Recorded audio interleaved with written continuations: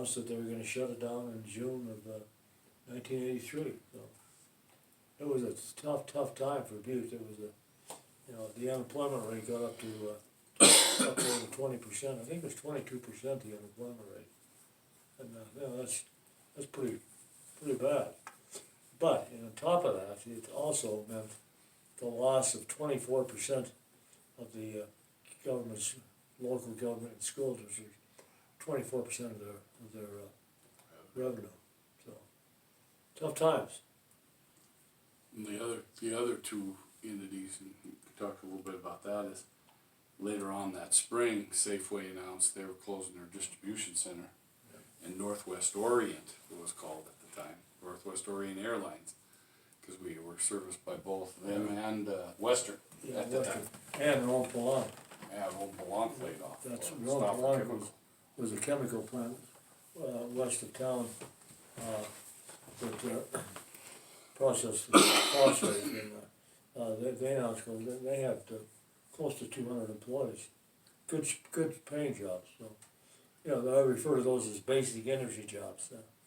And you lose those type of jobs, you got a real problem. So, I'd been chief executive for a little over 2 years when all this happened, almost 3 years. It was a tough time. The finger of blame was going everywhere. The unions were blaming management was blaming the unions, and there was just a lot of hostility in town, and it was a very difficult period. But, we survived. We not only got through that, but in a 5-year period, we were able to turn this around from a plant closure, in our case, a mine closure, and some of the other loss of basic industry jobs. We were able to turn that around to become one of 10 all-American cities. We brought the unemployment rate down to the national average in that period of time, and got the mine reopened.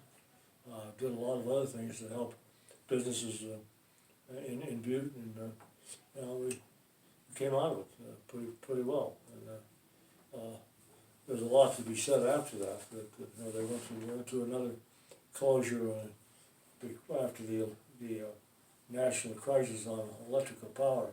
Jim can talk more about that, because he was the guy that was working with the Washington Corporation at the time. Yeah, same thing happened in 2000. It was June 2000 that year. But going back to that 88 period, a couple things that transpired. When it was all coming down, that spring was tough. And Don formed what they called an economic futures, where he was trying to get, he tried to get management, labor, retail, everybody together. And there's beyond, and the kingpin, obviously, the linchpin of the whole deal was the mine. That was critical. But there were a lot of other things, like the Rockies went up and a few things like that. And because Don was really close to it, because he'll tell you he was painting on weekends as the chief executive, because they came up with CCS, like Thatcher's group, and look, you see what that's grown into. And the grain terminal out there at Silver Bowl, because they recognized one of our strengths were, you had BN, the nexus with BN, the connection with BN at the time, and UP. Yeah, and the other thing too, when the mine closed, put together the economic development group, a combination of, as Jim said, of almost every entity in town that was involved in the economy. But we put together a committee called the Mining Development Committee. And the Mining Development Committee's main purpose was to get the mine reopened. Okay? And in doing so, we contacted every major mining company in the U.S. We had Kennecott Copper came in, Phelps Dodge, you name it, they were here. And they would come in and they would take a look around the town and look at the mine and look at the price of copper and talk to people, and they'd turn around and leave with the answer, we're not interested in it. So anyway, Dennis Washington was the contractor, was at the time was a major road contractor in Montana. He had the contract to build the interstate highway, I-15 from Butte to Helena. And he was, but he was also wanting to get into a lot of other endeavors, and we were able to get him to come to Butte and to take a look at the mining operation and to meet with the Mining Development Committee and others, and to meet with Frank Gardner, who was really instrumental in convincing Washington that you could operate the mine here if the price was right, and if you could cut your operational costs. And Washington came in, took a look around, and he looked at that concentrator down there, and he thought, well, you know, there's a story here. That if I can get a good price from Arco to buy the mining operation, I know I can recoup my investment because I can salvage that concentrator and recoup my investment. And they began negotiations, and they went on. Negotiations took probably close to a year, I suppose. And slowly but surely they got to an agreement to reopen the mine here. But Frank Gardner was the guy that had been the operational manager. He's a good mining guy and a great person as well.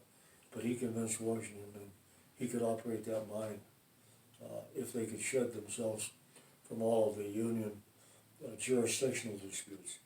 Washington was not opposed to having a union, but he was opposed to dealing with multiple unions.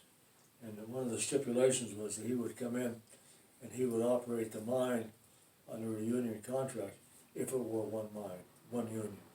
And unions couldn't agree who was going to be. Was it going to be the miners' union, the operating engineers, the electricians? You know, every trade in the world had a union. And finally they decided, you know, they couldn't come to an agreement. So he opened it as a non-union operation, which turned out to be good because he offered a very attractive incentive, profit sharing with the employees, and the employees, they run a great company down there. There are years when the price of copper is right, and the price of molybdenum is right, that those workers down at that mine will make close to $100,000 a year. Years when the price of copper is not great, they don't do that well. But you don't hear anybody complaining about the wage structure down there, or the benefits, or the safety. You know, that's the other thing. That they've gone years and years without a lost time accident down there. When you compare that to, historically, Butte, but it was, a different type of operation, but they had their share of problems at the Berkeley pit through the years with accidents and fatalities.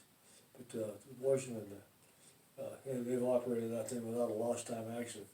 I go by there every day on my way up, and they got on the gate into the concentrator. They have a reader board to see how many days, how many years they've gone without a lost time accident. Historically in Butte, from the time mining operations started until the Washington people took over, over 2,500 men lost their lives in the Butte mines. Wow. And what time frame was that? Well, from the 1880s 80s. Until the 1980, well, in a 100-year period, we lost over, that's incredible when you think about the fatalities. 2,500 guys that over that lost their lives. I remember as a kid, you'd hear the sirens ringing, and when they were hauling somebody off to the hospital. But still, to their credit, they've done a great job, restored the tax base, and also, we were able to get a lot of legislation passed that created some opportunities for the local government for the rainy days. The issue today is, we got to make sure that the mining operation stays in play here. They have reserves they say up to 30 years of reserves that they can mine, and they're going through, some environmental issues right now, and so far they're doing quite well, getting their permits extended to allow them to operate for the next 30 years. And can you back up a little bit, Don, and talk about some of the things that you were talking about, how tough it was after the mines closed and unemployment was at, 22%, and how you were able to get that, to the national level and stuff, and how you were able to turn everything around. Can you talk about some of the things that went on and some of the things that you did and the city did to Yeah. come back, to rise back up? Yeah, one thing we did was, I think it was really extraordinary. We, obviously the company that Jim and I are involved with now was a major factor in bringing more jobs to Butte. We created MSC and Murdy. They were in existence, but we were able to expand those operations. In addition to that, we did kind of a unique thing. We hired a guy by the name of Lou Tice, who was from the Pacific Institute out of Seattle, and he had a program called New Age Thinking. And there's so much negativity in the community. I thought we got to get everybody on it. So we had over 1,500 people went through the Lou Tice program. He came in and conducted the program. We went to the major corporations, existing corporations in the city, the Montana Power Company at the time, Murdy, MSC, the hospital, the Washington Corp. They paid for the Lou Tice. We put 1,500 people through that training course over a year's time, and it got people thinking a lot differently. So I think that had a lot to do with the thing. Plus, we went to St. James Hospital, said, hey, you've been here 100 years, what can you do? And they decided to build a cancer treatment center. So that brought you up. Went across the street to Paul Schmeckel, who was the president of the Montana Power Company. And there was a lot of talk that they were going to move out of here. They were going to move their headquarters to Billings or Baldwin or something. We talked to Paul and said, hey, we got to we got to have you hang in there with us. And not only did they hang in there, but he moved some of their subsidiary operations to Butte. So that created a significant number of jobs. And then also we created the High Altitude Sports Center, which was a training center for the United States Olympic teams for speed skating. It's located south of town here. We built that, and we attracted the U.S. Olympic skating trials here. So it's a lot of little things, but it involved the hospital, the power company, MSC and Murdy, and a number of other smaller business ventures that came in and said, hey, we're here to stay, and not only here to stay, but we're going to expand our operation. Then, obviously, getting the mine reopened. That was the coup de grace, to be honest with you. Once we got that done, things really started moving.